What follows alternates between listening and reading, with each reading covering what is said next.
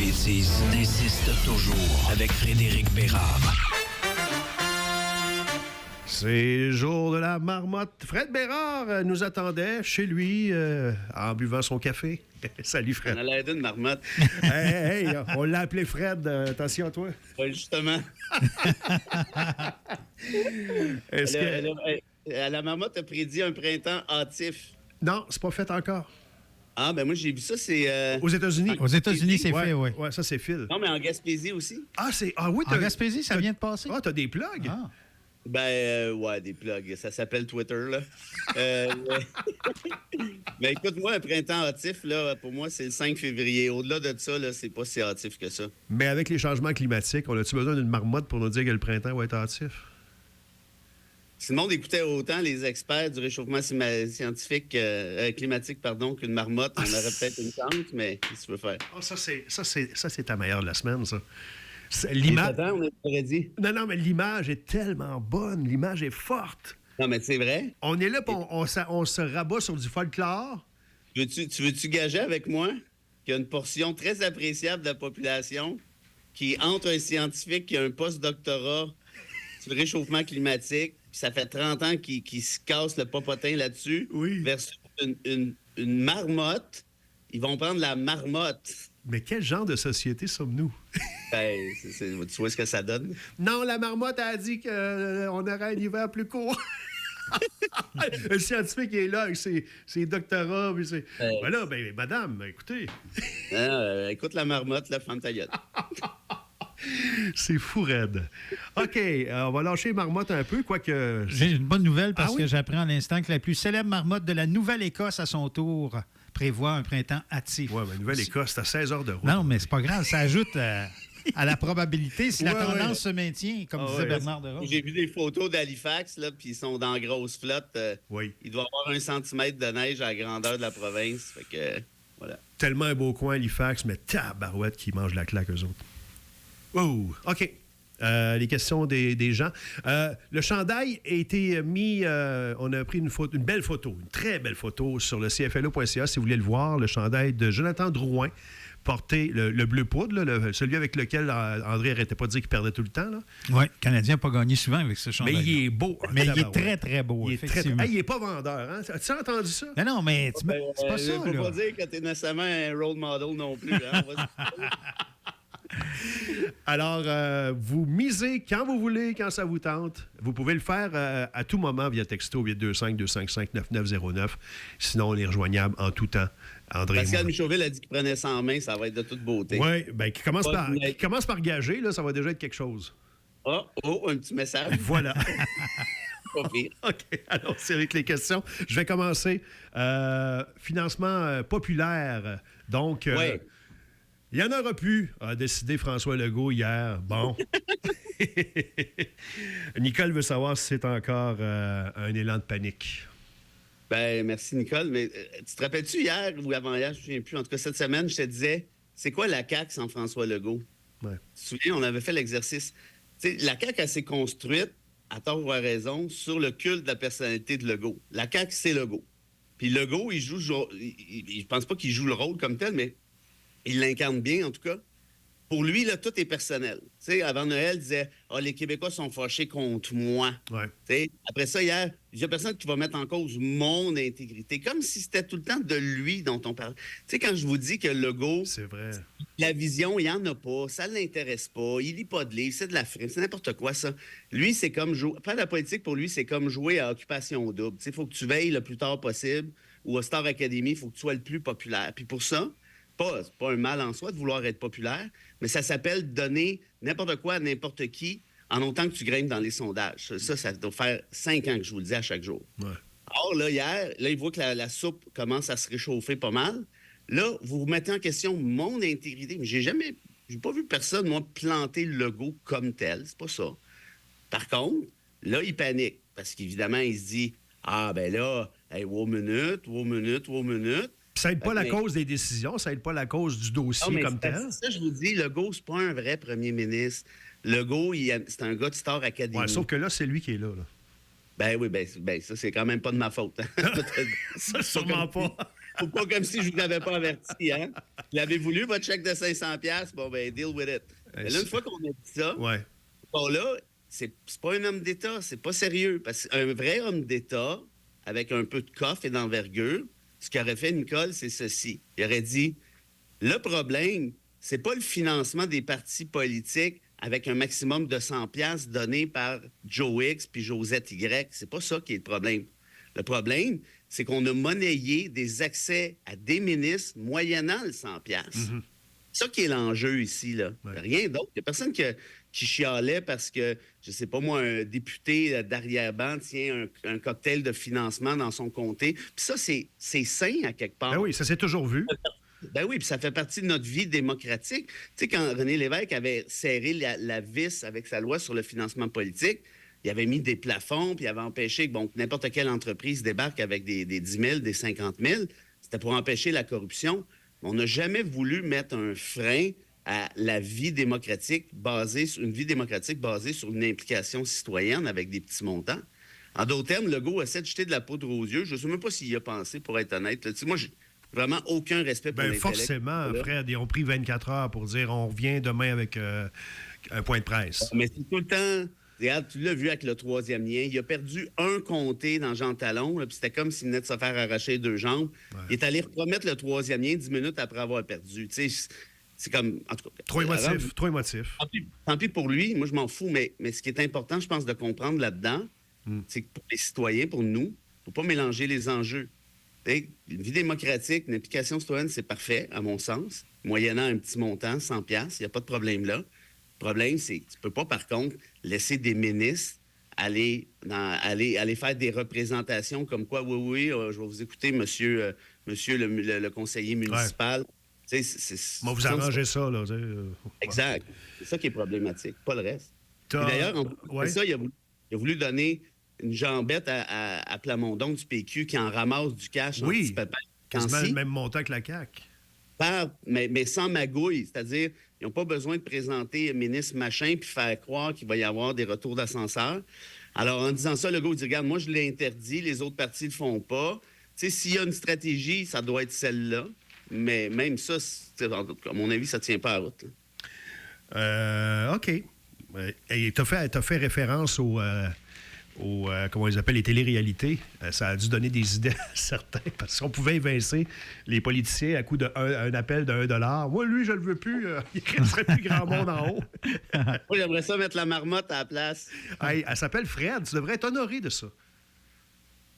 OK. Oh, le silence. Oui. Vraiment de commentaires. Il y a la volontaire, ce silence. Je te trouve une mascotte qui s'appelle Serge. Toi, tu vas m'entendre parler. C'est sûr qu'il n'y en a pas. Frédéric, on a Marc de Notre-Dame-du-Lot qui te demande concernant le projet de modernisation de l'industrie de la construction qui a été présenté hier à Québec par le ministre Boulay.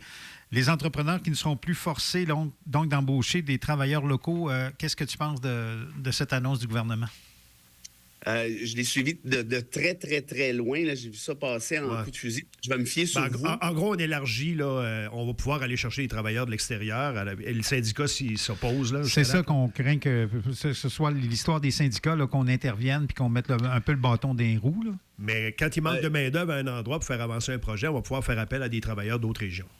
Moi, ce que j'ai toujours compris, puis c'était ressorti ça pendant la commission Charbonneau, c'est qu'au Québec, en empêchant justement d'autres entreprises de pouvoir s'installer, bien, par définition, le coût des travaux augmente parce que tu n'as pas cette espèce de concurrence-là, incluant pour les travailleurs étrangers. Fait que rendu là, écoute, je ne suis pas un expert, mais Charbonneau avait quand même de l'allure sur plusieurs aspects. J'imagine que c'est de ça dont s'inspire Boulay. Ouais. C'est sûr que là, ça regarde encore, c'est toujours la même affaire. Ouais. Quand Legault écrivait à Trudeau, là, ça va faire, là, arrêter de laisser entrer des immigrants ici, puis les demandeurs d'asile, puis les ceci, puis les ça, puis il y en a trop, puis gnagné, puis gnagnan, la crise du logement, ouah. Se revient de bord, puis il adopte une loi pour faire rentrer des travailleurs étrangers encore plus. Ça, je vous dis, c'est qu'il dit une chose, puis il fait le contraire tout le temps. Puis il sait que ça pogne. Si tu sors publiquement et tu dis « Ah, ben là, ça faut des immigrants, s'il n'y a plus de logement, le monde embarque. » Mais la réalité, c'est que le gouvernement Legault vous dit ça en critiquant Trudeau. et il laisse entrer une tonne de travailleurs étrangers. Je pense que c'est 300-400 000 l'année passée. Ceci dit, moi, je ne suis pas contre le fait qu'il y ait des travailleurs étrangers si c'est nécessaire pour pallier aux pénuries de main-d'œuvre. On pense, par exemple, je ne sais pas, comment est-ce qu'il s'appelait, l'entreprise dans le coin là, qui avait fait venir des Marocains sur un contrat. Dans le coin ici, tu veux dire? Oui, oui, oui. Il y a Pépinière Pitre, notamment.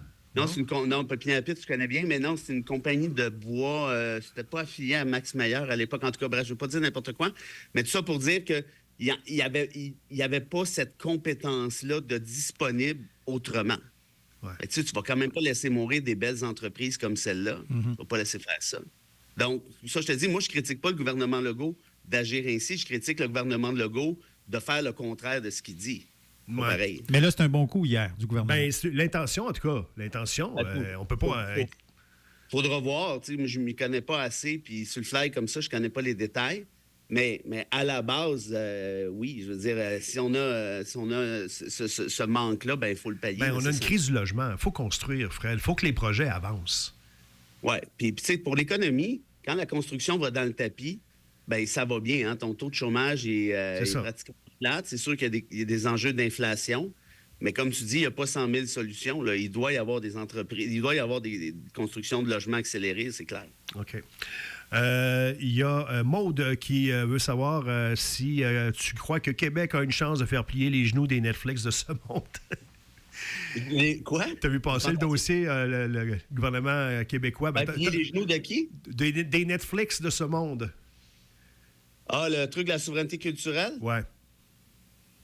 Tu as même commenté hier disant que Legault prenait une décision qui relevait de la justice.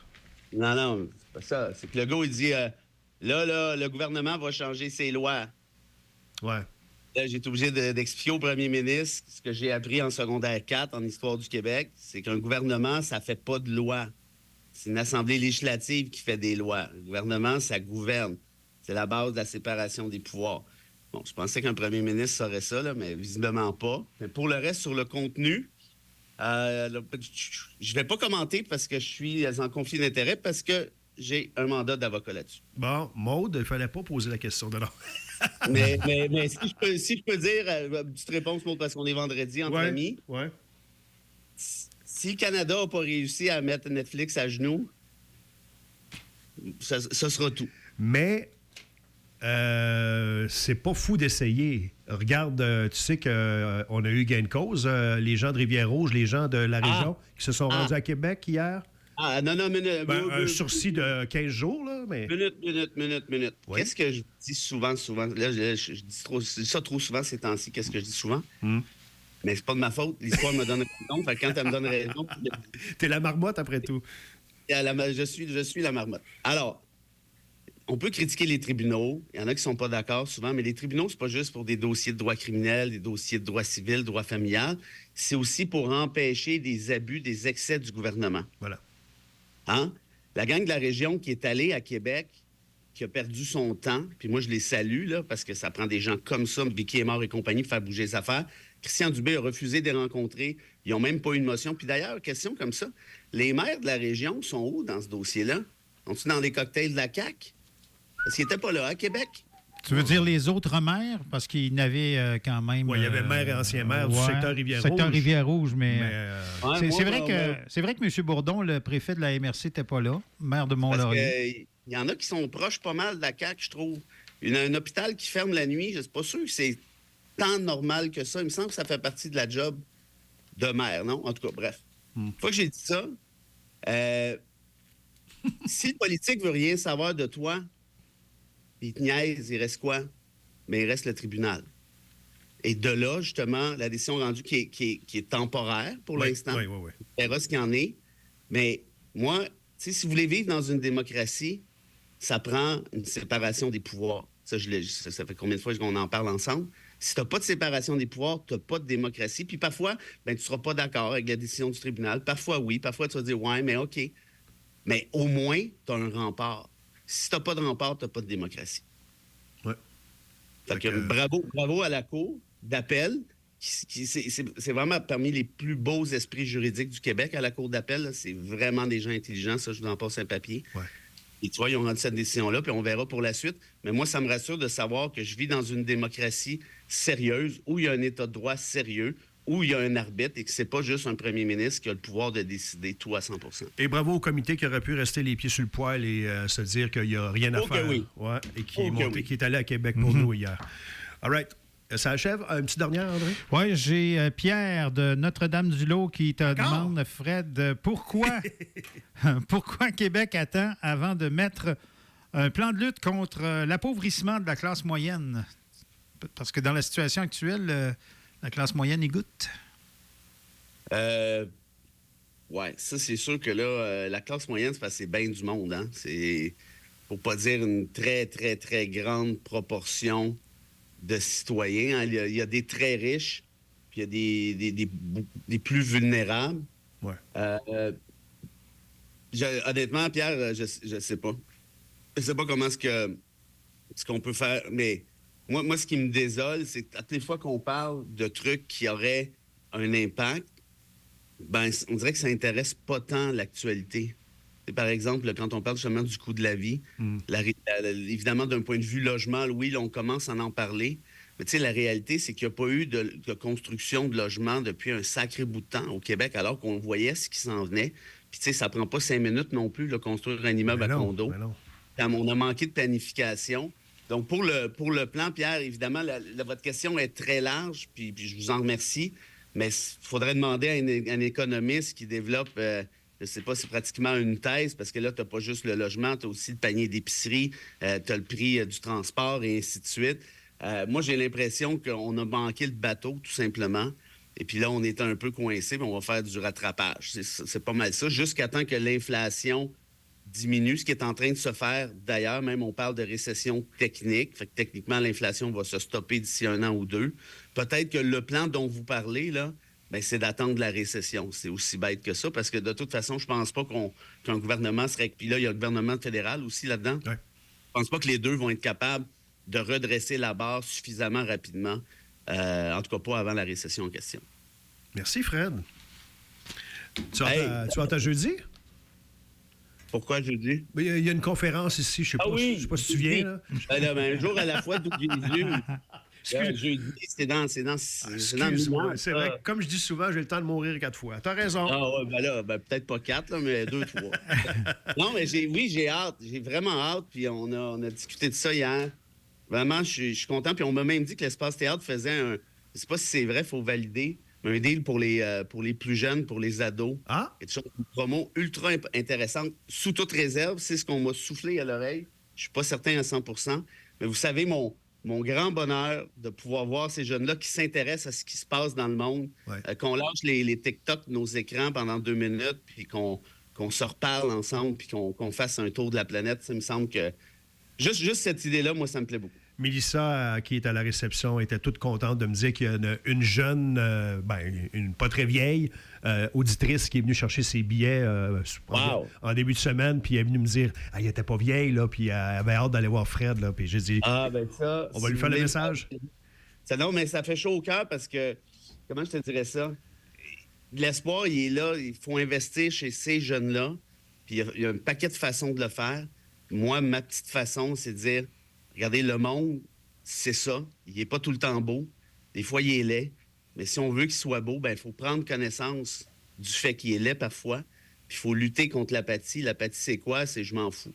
Il faut lutter contre le je m'en fous. Il faut sortir de nos chaumières, il faut se serrer les coudes puis essayer quelque chose ensemble. Et ce soir-là, il y a Zénith avec Véronique Cloutier là, à TV. Tu sais, t'as de la compétition quand même. Là. Allez, imagine, il y a peut-être la marmotte aussi qui va ressortir. On ne sait pas. Non, ça va être réglé, ça va être fini, Fred. C'est bon. Ah ouais? Bon, en tout cas, je ne sais pas. Je ne suis pas spécialiste dans marmotte, ni dans Véronique Cloutier, mais pour le reste, ça va être bien le fun de vous voir. Salut. Non, je sais pas. Merci, là.